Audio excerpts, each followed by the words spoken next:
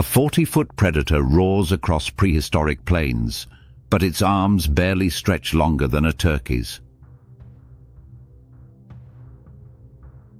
Tyrannosaurus rex ruled the land, yet its comically short forelimbs sparked ridicule and decades of confusion. How could such a mighty hunter evolve limbs seemingly too tiny to do anything useful at all? Scientists once assumed these arms were evolutionary leftovers, relics shrinking toward disappearance like human tailbones. But what happened next stunned paleontologists digging near a fossil-rich cliffside in Patagonia. They uncovered another predator with a huge skull, slashing teeth, and arms even shorter than T-Rex. This was Meraxes gigas, an apex predator with a terrifying bite and absurdly undersized arms. The pattern couldn't be ignored. Across continents, multiple giant theropods independently evolved shrunken, stubby forelimbs. This wasn't random decay, it was convergence, different species arriving at the same evolutionary solution.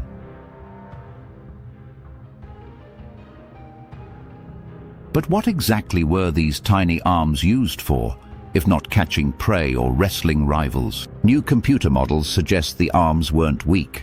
They were compact, muscular, and surprisingly mobile at the shoulder. T-Rex's arms could lift over 400 pounds each, yet they remained tucked tightly to the torso. Why?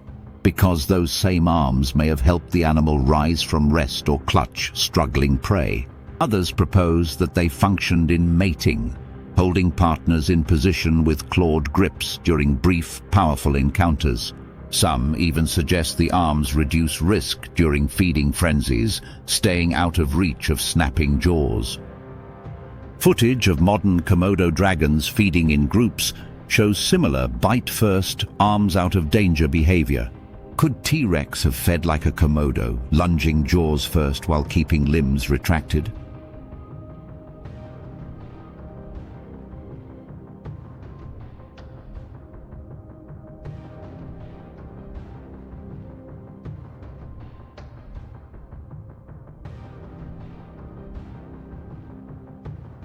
It's plausible, especially when we consider the risk of friendly fire among pack-hunting carnivores.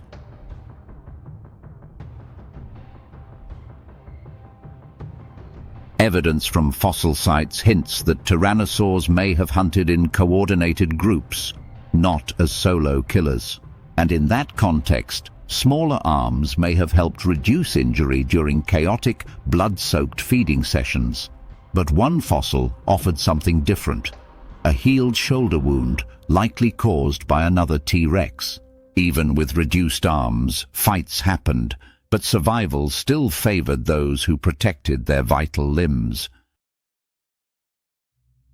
Meanwhile, studies of modern birds reveal a surprising clue. Raptors like owls and eagles use legs, not arms.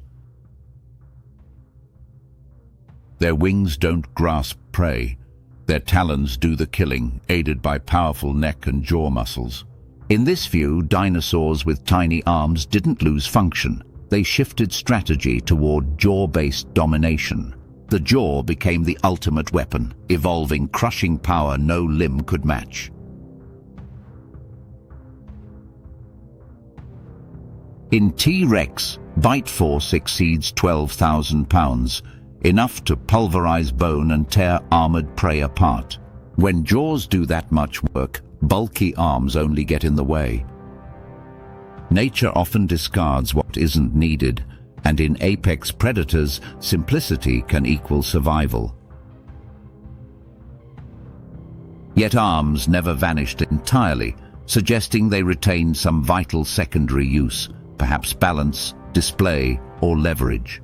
And this is where things get stranger. Not all dinosaurs shrank their arms.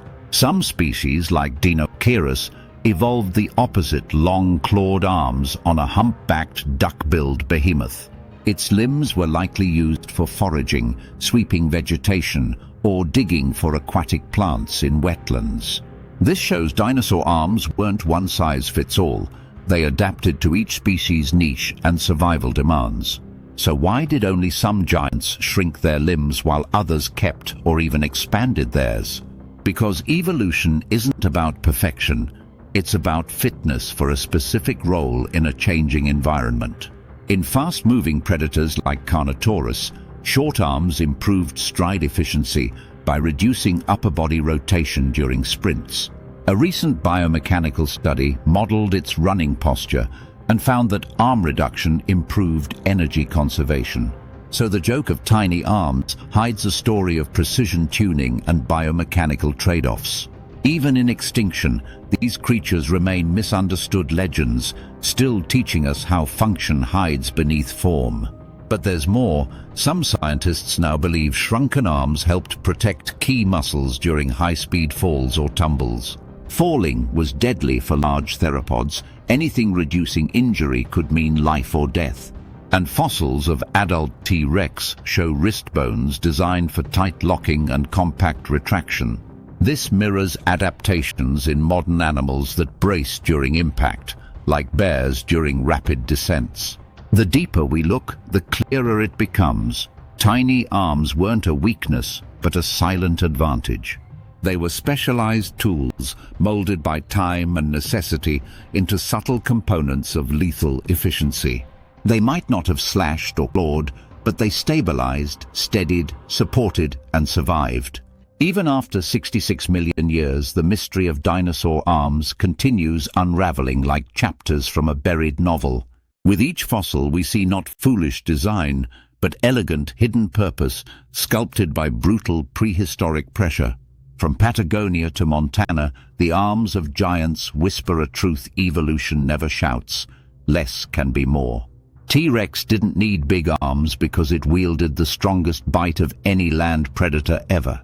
It survived with tiny tools because its true power came from balance, strategy, and savage bite force. And that paradox, the strongest killer with the smallest arms, is what makes evolution a story worth watching.